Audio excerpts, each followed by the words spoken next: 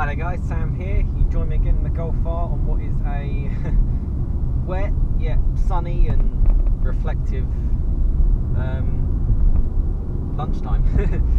Yeah, and once again in the Golf R, and I just kind of wanted to go over, have I kind of learned anything new that I didn't know before as I squeeze past this BMW? Have I actually learned anything about the car since purchasing it like a year and a half ago and doing sort of 15,000 miles in the car? Again, apologies for the low sun. It's just that time of year, really. It's even harder for me to drive than for you to watch, trust me. Yeah, have I learned anything new about the car? Anything that's kind of gone, oh wow, I never knew that, it would be like that kind of thing. And yeah, to kind of reflect over that. So yeah, I'll get straight into it. So I was trying to think of kind of like the main thing that's made me sort of take a step back and gone, wow, I never thought it would be like that. And I suppose it's one of them is probably the performance, how it keeps pulling. Basically, you can go stupid speeds in this car and it will just keep giving. It will kind of never sort of lack off. There's no sort of lack in power, which is great. Really annoyed because they've put speed bumps around here, so perfect. And that's another thing as well, the ride, it never really occurred to me that the ride would be as compliant compared to my Fiesta. Maybe my last Fiesta ST was really just that bad of a riding car. But this one, passive dampers, yes, I would have loved to have the adaptive dampers. I think it would have done a great job. But, I didn't. This was the car that was out of gone for. And it rides really, really well. I mean, you can see the road, it handles it really, really good. And, I am a little bit surprised that it is as comfortable as it is. It's so refined, and that is something that certainly, as the ownership period has kind of gone on, it's really kind of reinforced that. This is actually quite a good little road to come up to, so I will drop it down to third. Pops are great. Give it a bit of the beans. I mean I love how you can drive this car slow. Another GTI there. You can drive this car slow, and then when you pick it up, it's just so relentless. It's so quick, and it just never gives up. A year and a half in, 15,000 miles in, I'm not noticing any. It's still giving me that kind of, oh my god, push you back into your seat. Yeah, and it's been great. And I guess my biggest worry, and I was thinking about this today, was it wasn't as fun as my Fiesta ST. I thought about that quite a lot. Is that a Golf R? It looks like it. Don't know why I'm indicating. This is a cool bit of road. People just walking on the road, and cyclists. Oh, what a shame. So this is actually a really good stretch of road, and it's been ruined a bit. So let's go flying past this person. And that's the thing, overtakes. So you see these twisties. That is where my Fiesta ST, I absolutely loved it. If you've seen any of my fun drives, towards certainly the last sort of year of me having it, that's when I started using the the Fiesta ST on those roads. It was so much fun. I was suddenly taken back by the car, and it certainly, kept its ownership going. I love this stretch. It's so cool. It's generally quite quiet as well. So, and then it will get busy again because it's quite tight. In the real world,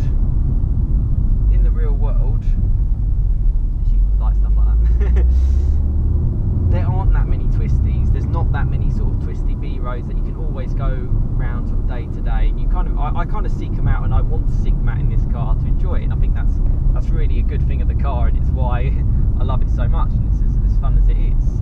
But in the real world, you're generally on straights. You're not, turning left, right, going through a chicane or anything like that. It's just, yeah, it's not like that.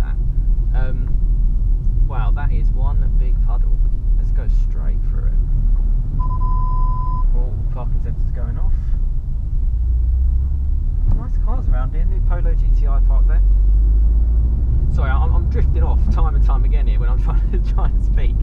What I'm saying is, you know, turns are not, you know, stupidly common. I mean, particularly maybe in other countries as well. You know, I get a lot of support from all around the world, and even comments from places in like Australia and obviously America and other parts of Europe. You know, fortunately, it's stuff like this, isn't it? it's you're straight, and for me, on the straight, this is so much more fun. It's so much more fun. It really is. I know this is like a 30-mile-an-hour road, so I can't really experience it. But you know that stretch before then, put your foot down. It's really, really fun. I'm not saying it wasn't fun in my Fiesta ST, but this is that other level, and it kind of balances itself out. Because yeah, the Fiesta is probably more fun than the Twisties. Not by much. I still seek out those roads, and I love it in this car. But yeah, I suppose that is probably the main thing I've learned, really. You know, it is a fun car. You know, it really does have it all, which I knew. You know, I read plenty of reviews, and I knew it was going to be a capable car in all sort of areas. But it really is top of its class. And I trying not to repeat myself too much from sort of previous videos. That's probably one of the biggest things I've learned.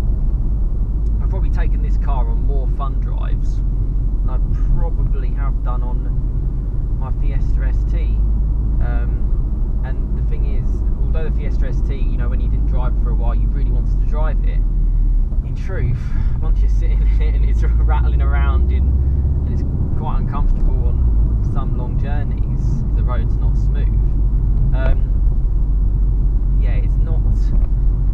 Yes, it doesn't exactly encourage you to get in the car. Whereas this, I look at it and I'm like, you just want to go for a drive. You know, even if it is like, you know, your boring commute. I've been doing a lot of short commutes like this one, and it's enjoyable in this car. It really, really is.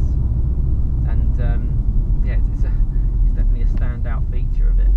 The only bad thing, which I mentioned before, is there's so many cars on the road. It's so busy. But yeah, there's not much you can do about that. It is refined. It's a cracking car, and I think that is probably the one thing that I've learned mainly about it. I love how it does it. I mean, during the ownership, I did notice how much it was just like a normal car. You know, it's so refined, and it's, you know, my dad's got a Focus ST line, which I've done a video on before, and this is a lot more refined, and yet it's another level of performance. You know, double the power. I love the four-wheel drive grip on these conditions. I really, really like it. On the slip-free conditions, when it's clear skies as well, it's even better. It's fantastic, and the gearbox, I might do a separate video on that, but you know, it's certainly run in now. It doesn't feel as notchy as it did before, and I enjoy using it, probably a lot more than my my last car. Yeah, it's a terrific car, and you know, I really enjoy it. But yeah, that's it. So that's all I wanted to really speak about. Just a little bit around you know, what I feel I've learned over kind of the ownership, just off the kind of top of my head, really, the main stuff, certainly compared from my experience with my previous car. But you know, thanks very much for the likes, the support, and the subscriptions, and I really hope you're enjoying the videos too.